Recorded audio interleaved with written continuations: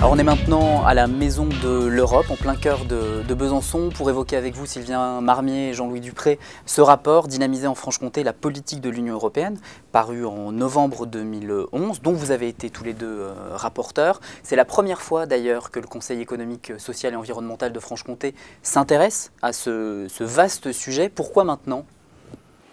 Alors, c'est la première fois effectivement que le Conseil économique, en tout cas, s'intéresse à cette question. Pourquoi maintenant? Parce qu'on est à une période importante, c'est la fin d'une programmation budgétaire, et on attend le début de la future programmation budgétaire. La Franche-Comté touchait à peu près 290 millions d'euros de l'Europe sur des projets d'action de territoire.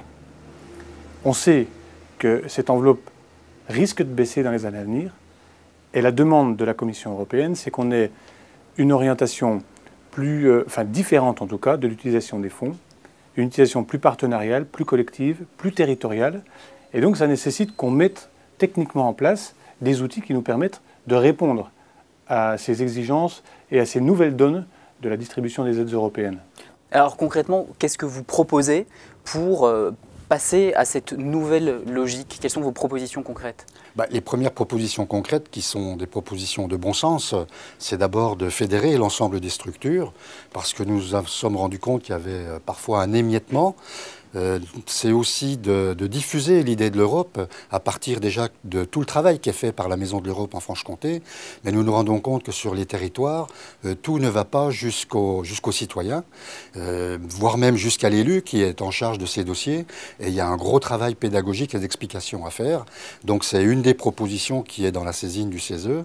Mais il y a aussi d'autres propositions qui sont celles de créer un fonds d'amorce pour que les petites structures puissent avoir l'avance de trésorerie nécessaire pour pouvoir engager ces démarches sur les projets européens. Et vous êtes confiant sur l'évolution dans les années à venir? Écoutez, le CESE est là force de proposition, charge après à ceux qui sont en charge concrète des dossiers, savoir principalement l'État et la région, de mettre en œuvre les orientations qui sont suggérées par la saisine du CESE.